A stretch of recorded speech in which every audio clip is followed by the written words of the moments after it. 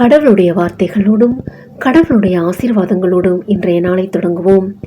இன்றைய நற்செய்தி வாசகம் மத்தேயு நற்செய்தி அதிகாரம் 5 இறை வசனங்கள் 17 முதல் 19 முடிய. திருச்சட்டத்தையோ இறைவாக்குகளையோ நான் அழிக்க வந்தேன் என நீங்கள் எண்ண வேண்டாம். அவற்றை அழிப்பதற்கல்ல, நிறைவேற்றுவதற்காகவே வந்தேன். விண்ணும் மண்ணும் ஒளிந்து போகும் முன் திருச்சட்டம் யாவும் நிறைவேறும்.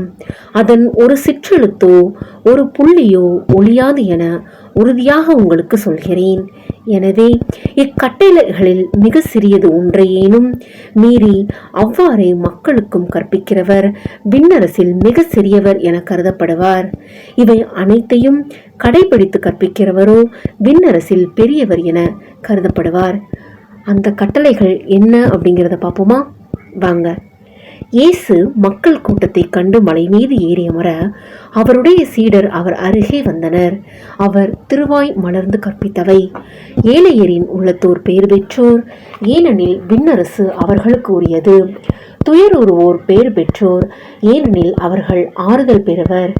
கனிவுடையோர் பேர் பெற்றோர், ஏனெனில் அவர்கள் நாட்டை உரிமை சொத்தாக்கிக் கொள்வர். நீதி நிலைநாட்டும் வேட்கை கொண்டோர் பேர் பெற்றோர், ஏனெனில் அவர்கள் நிறைவு பெறுவர். இரக்கமுடையோர் பேர் பெற்றோர், ஏனெனில் அவர்கள் இரக்கம் பெறுவர். தூய்மையான உள்ளத்தோர் பேர் பெற்றோர், ஏனெனில் அவர்கள் கடவுளை காண்பர்.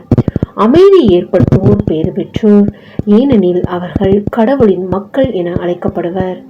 நீதியின் பொருட்டு துன்புறுத்தப்படுவோர் பேர் பெற்றோர், ஏனெனில் விண்ணரசு அவர்களுக்குரியது.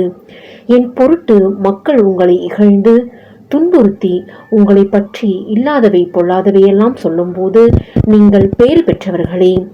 மகிழ்ந்து பேறு வகை கொள்ளுங்கள், ஏனெனில் விண்ணுலகில் உங்களுக்கு கிடைக்கும் கைமாறு மிகுதியாகும். இவ்வாறே உங்களுக்கு முன்னிருந்த இறைவாக்கினர்களையும் அவர்கள் துன்புறுத்தினார்கள். இது கிறிஸ்துவின் நற்செய்தி. ஆமீன்.